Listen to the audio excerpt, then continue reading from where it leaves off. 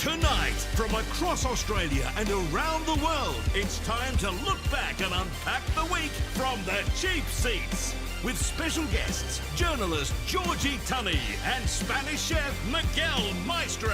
And now, here are your hosts, Melanie Brixwell and Nate Faldo. As we wrap up everything that's happened in the last 7 days. A very special guest co-host, comedian and friend of the show is Nate Faldo. Thank you so much. I mean, It is 9:30, it's past Tim's bedtime, so we had to get someone else to fill in. Thanks so much for joining it's us, okay. Nate. Tim is in Turkey getting a hair transplant. Yes. But we've So got, here I we've got am. his replacement, Timu McDonald. And it is so great to have you here, Nate. Tim will be back next week with some new teeth. But in the meantime, let's get stuck into that major summit. Breaking news. It's finally happening. The face-to-face meeting between Putin and President Trump. Sorry, that's the wrong summit. Sorry, I meant the summit. A mountaintop Pavlova pact. Two prime ministers declare peace. Yes, last one to the top had to shave their head. That's unfortunate. This is the annual leaders' meeting between Anthony Albanese and the New Zealand Prime Minister Christopher Luxon. Within a backdrop of tensions, tariffs and conflict abroad, two neighbours cementing their closeness. All right, we're going in for a cuddle. Okay. Hello. All of a sudden, I'm interested in politics. You can see the rest of that clip in incognito mode, I think. Lots of issues for the two leaders to discuss, Mal. The Prime Minister's hoping many of the issues will be ironed out at a high-level meeting next month. The high-level meeting next month. Can you get any more high-level than the top of a snowy mountain? Maybe have some sea-level talks. That would be nice. So there was lots of issues on the agenda. Defence, the Indo-Pacific, the situation in the Middle East. What else? Another thorny issue, for New Zealand at least, the huge number of Kiwis taking their skills across the Tasman. My ears are burning. Meeting about Mel. They're actually here. They're taking you away. I'm so shit. sorry. I'm so sorry.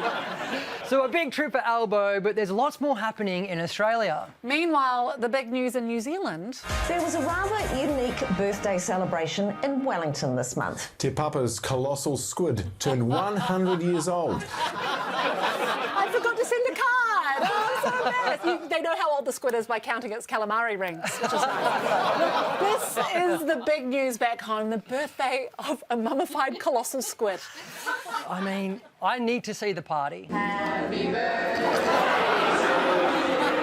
Lying in a huge glass coffin is the old birthday girl. Hip hip, she's dead. I think that squid was lying in a deep fryer. Yummy, yummy. Moving on, and the big news back home. Australia will formally recognise Palestine at the United Nations General Assembly next month. Just after their cuddle. It's a massive announcement from the PM on Monday. Now, I'm just seeing some breaking news come through that the Prime Minister at 1 o'clock, so that's 12 minutes from now, will be holding a news conference on Palestine. I mean, huge. So naturally, a lot of people calling in to discuss. Marie says lamb cutlets at Woolies, 48 a kilo. The big issues. The big issues. Well, let's head to the US, and it's been a big week for the president. Donald Trump had reporters scratching their heads today when he unexpectedly appeared on the roof of the White House. He spent around 20 minutes surveying the rooftop and grounds below, hinting at future construction work. That's how you... That's some renovations he's planning for Melania, actually. Yeah. What else did he have to say this week? This one chart really says it better than anything. If you look at this is great, but this chart is pretty amazing. Right here.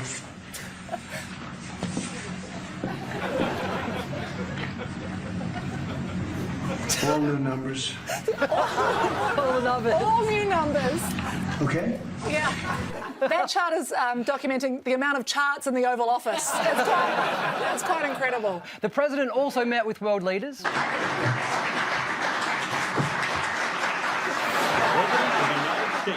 The President of the Republic of Azerbaijan.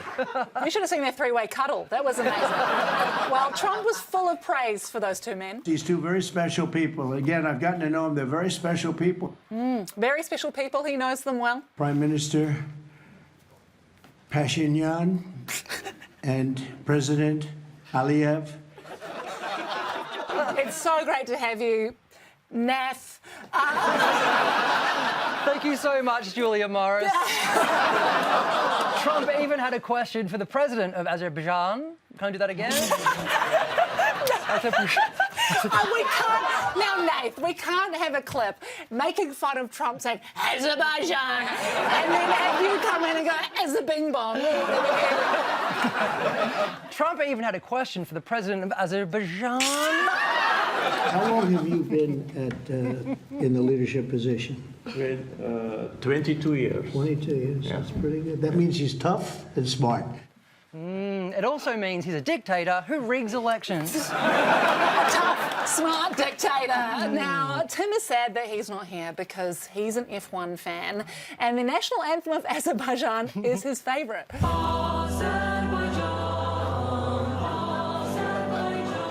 Sing along if you know the words.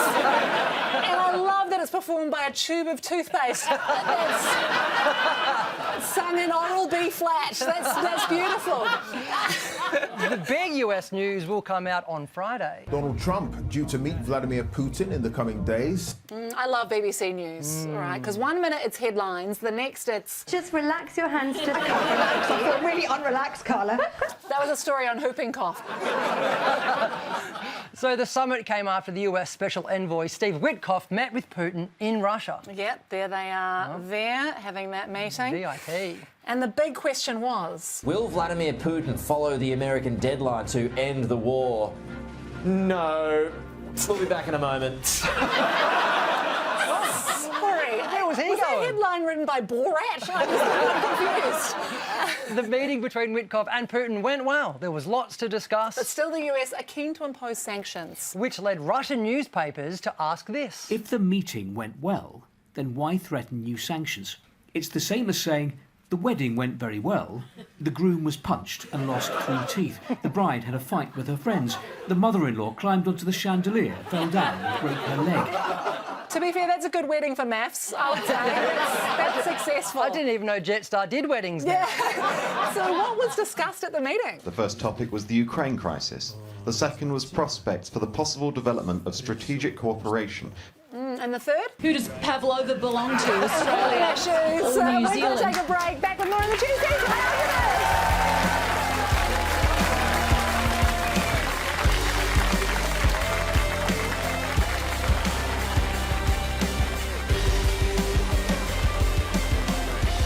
Global pop star Katy Perry has snuck into, how's this? Well, how's this? Has snuck into, Chris? NASA.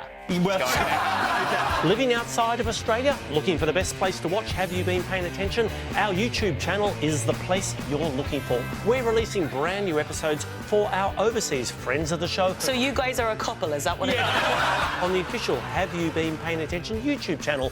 Subscribe today.